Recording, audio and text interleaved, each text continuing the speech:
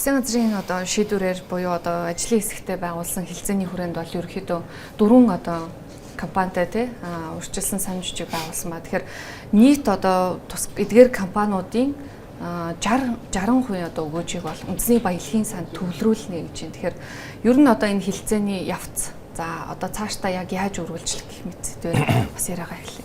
За тийм. За юуны өмнө одоо үндсэн хууль дээр байгалийн баялаг ард түмний өмч, дээрээс нь байгалийн баялагаас хүртэх өр өгөөжийн дийлэнх нь ард түмэнд ногдно гэдэг нь 19 оны үндсэн хуулийн гол өөрчлөлтүүд ингэж туссан. За энэтэй холбоотой одоо бусад орнууд ч байдаг. Ер нь байгалийн баялагыг ард иргэд хүрэх нэг гол сувг бол энэ үндэсний баялагын сан тийм. Энэтэй холбоотой одоо хууль батлагдах гэж бас нэлээ явж байгаад өнгөрсөн 24 онд одоо бас батлагдсан. Тэгээд ашигт малбарын тухай хуульд бас орсон. Ер нь бол өдийг хүртэл баялагын санд бол төрийн эзэмшлийн стратеги ордуудаас орж байгаа орлого бол хөрөнгөлийн сан буюу ирээдүйн сан, хөгжлийн сан гэдэг 3 санд хойрлогдоод ард иргэд нийгэмд тодорхой хэмжээний хөрөнгө хөрөмтлүүлээд ингэж явж байгаа.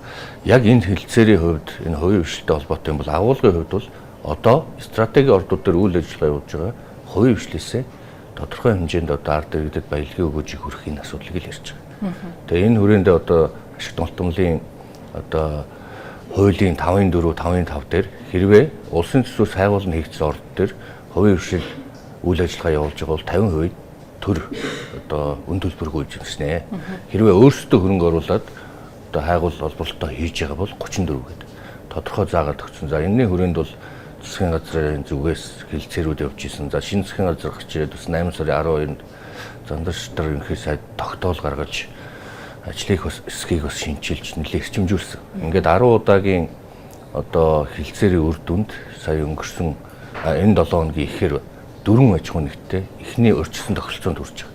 За үндсэндээ нэг 25 стратеги аж ахуй нэгжтэй одоо энэ стратеги ордууд дээр үйл ажиллагаа явуулж байгаа хувийн хвшлийн аж ахуй нэгжтэй хэлцээр хийх юм. За энэ дундаасаа дөрөвтэй нь бол одоо ингээд өрчсөн тохиролцоонд хүрч байна. За ер нь 2007 онд стратеги ордууд гэдэгт 16 ордыг одоо анх оруулсан байдаг.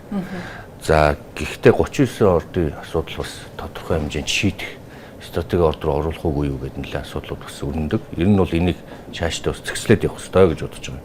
Тухайлбал одоо өнгөрсөн хавар төгрөг нуурын орд гэтэргээл яригдчихсэн. Тухайлбал энэ орд бол стратеги ордод орох уугүй юу гэдэг бас нэлээд цаашдаа тодруулаад явах асуудал байна. 2007 оноос хойш энэ стратеги ордуудын чагсаалтыг шинжилгээг юм бэл. Тэгэхээр энэ чагсаалтыг шинжлэх бусад ордуудаа бас тодорхой хэмжээгээр ангилах асуудал яригдана.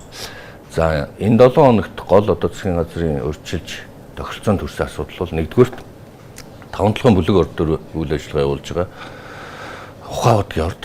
За дээрээс нь тэр Хангад Exploration гэдэг одоо MCS компани тодорхой үйл ажиллагаа явуулж байгаа энэ ордууд дээр. За хоёрт нь Эрдэнэтийн нөгөө үүсмэл орд буюу Эрдэнэтэй оолго дээр ажилладаг Ачид ихт компани. За мөн Өсөх цоос компани гэсэн энэ 4 компанитай өртсөн тохиролтоонд хүрч байгаа. За зарчмын хувьд ямар өртсөн тохиролтоонд хүрч байгаа гэхээр энэ ордууд дээр үйл ажиллагаа эрхлээд олсон өр өгөөжийнхөө 60%-ийг засгийн газар ард түмэнд одоо ногдуулахаар ийм л өртсөн тохиолдолд хүрч байгаа. Тэгэхээр 60% гэдэг нь яг юу яаж болох вэ? Ер нь бол хилцээр явчих цаашдаа энэ хилцээрийг улам баталгаажуулаад эцэслэн хоёрдугаарт улсын хурлын хаврын чуулганд өргөн барина. Эцсийн шийдвэрийг улсын хурл гаргана.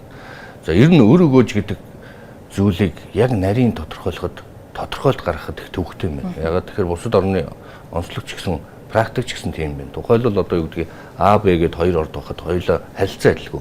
Газар зүүн байршилна, эсвэл зардал гарах нь. Тухайлбал усны төлбөрийг оруулах тооцохгүй юу? Эсвэл ажилтны цалин, нийгмийн даатгалын шимтгэл за дээрээс нь ямар татвар хураамжийг өгөөжд оруулах юм бэ гэдэг. Ер нь үндсэн хууль дээр ч гэсэн байгалийн баялагын өр өгөөж гэдгийг тодорхойлох ёстой гэж зарим эвчнүүд хэлдэг. Ингээд судлаад бусад орны туршлагыг харахад ч гэсэн яг энэ өгөөжийг нэгдсэн байдлаар тодорхойлох их төвхтэй юм. Яг ордоос хамаарат хоёр тал ширээний хоёр талд суугаад за энийг өгөөж гэж үзье тохирё энэнийхээ одоо тодорхой хувийг ойлоо хувааж авъя ч гэдэг юм. Ийм байдлаар ер нь явдаг ийм практиктэй юм. Тэгэхээр орд болгон дээр өгөөжийг яг ширээний ард сууж байгаад орд болгонтой тохирно гэсэн үг. Тэгэхээр бидний одоо барьж байгаа бол хилцээ бол үндсэндээ зарчмын үед за ойлоо орд тухай стратеги орд та хувийн хвшил байлаа гэж бодоход 100 төгрөгийн өгөөж олох юм бол энэнийхээ 60%-ийг засгийн газар ард түмэнд хөрөнгөлийн сангаар үүдгийн бусад сангаараа дамжуулаад хүртээ гэж байгаа. Энэ зарчмын суурь дээр л очиж байгаа. Энэ 60% хангагдах үз төрийн эзэмшлийн хувь байдаг юм уу эсвэл татвараараа орлуулд юм уу тэрийг наривчлаад өгчөө.